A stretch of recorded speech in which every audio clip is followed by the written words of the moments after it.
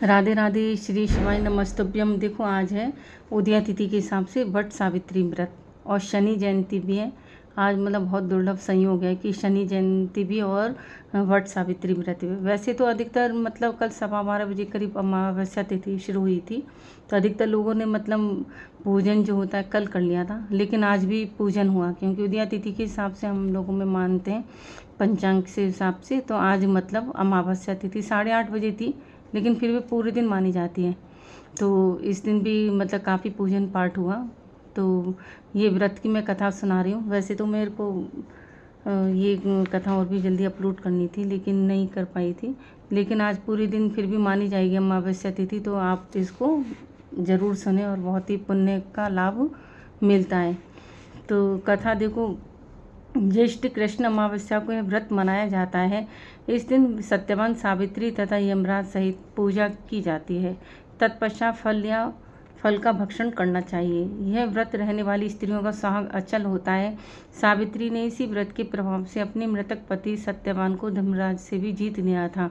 सुवर्ण या मिट्टी से सावित्री सत्यवान तथा भैंसे पर सवार यमराज की प्रतिमा बनाकर धूप, चंदन, दीपक, फल, रोली, केसर से पूजन करना चाहिए तथा सावित्री सत्यवान की कथा सुननी चाहिए। कथा: मद्र देश के राजा अश्वपति की पुत्री रूप में सर्वगुण संपन्न सावित्री का जन्म हुआ। राजकन्या ने दूतसेन के पुत्र सत्यवान की कीर्ति सुनकर उन्हें पति रूप में वरण कर लिया। इधर यह बात जब ऋषिराज नारद को ज्ञात हुई तो वे अश्वपति से जाकर कहने लगे, कन्या ने वर खोजने में निसंदेह भारी भूल की है। सत्यवान गुणवान तथा धर्मात्मा भी है, परंतु वह अल्पायु और 1 वर्ष के बाद उसकी मृत्यु हो जाएगी। नारद के बात सुनते ही राजा अश्वपति का चेहरा विवर्ण हो गया। वृथा न हुई देव ऋषि वाणी। ऐसा विचार करके उन्होंने अपनी पुत्री को समझाया कि इसलिए कोई अन्य वर चुन लो। इस पर सावित्री बोली, पिताजी, आर्य कन्याएं अपना पति एक बार ही वरण करती हैं। राजा एक बार आज्ञा देता है, पंडित एक बार ही प्रतिज्ञा करते हैं तथा कन्यादान भी एक बार ही किया जाता है। अब चाहे जो हो, सत्यवान को ही वर स्वरूप स्वीकार करूंगी। सावित्री ने नारद से सत्यवान की मृत्यु का समय मालूम कर लिया था। अंततोगत्वा उन दोनों को पाणिग्रहण संस्कार में बांधा गया। वह ससुराल पहुंचते ही सास ससुर की सेवा में रात दिन रहने लगी। समय बदला। ससुर का बल क्षीण होता देख शत्रुओं ने राज्य छीन लिया। नारद का वचन सावित्री को दिन प्रतिदिन अधीर करता रहा।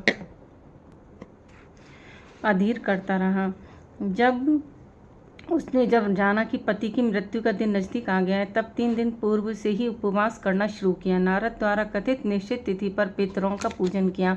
नित्य भांति उस दिन भी सत्यवान अपने समय पर लकड़ी काटने के लिए जब चला तो सावित्री भी सास ससुर की आज्ञा से चलने को तैयार हो गई। सत्यवान वन में पहुंचकर लकड़ी काटने के लिए वृक्ष पर चढ़ गया। वृक्ष पर चढ़ते ही सत्यवान के सिर में असहनीय पीड़ा होने लगी। वह व्याकुल हो गया और वृक्ष के ऊपर से नीचे उतर आया। सावित्री अपना भविष्य समझ गई तथा अपने जंघे पर सत्यवान को लिटा लिया। उसी समय दक्षिण दिशा से अत्यंत प्रभावशाली महिषारूढ़ यमराज को आते देखा। धर्मराज सत्यवान की जीभ को जब लेकर चल दिए तो सावित्री उनके पीछे चल दी। पहले तो यमराज ने उसे दैवी विधान सुनाया, परंतु उसकी निष्ठा देकर वर मांगने को कहा। सावित्री बोली, मेरे सास ससुर वनवासी तथा अंधे हैं, उन्हें आप दिव्य ज्योति प्रदान करें। यमराज ने कहा, ऐसा ही होगा, लौट जाओ।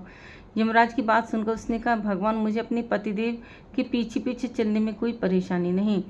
पति अनुगमन मेरा कर्तव्य है। यह सुनकर उन्होंने फिर वर मांगने को कहा। सावित्री बोली, हमारे ससुर दूतसेन का राज्य छिन गया है, उसे वे पुनः प्राप्त कर लें तथा धर्मपरायण हों।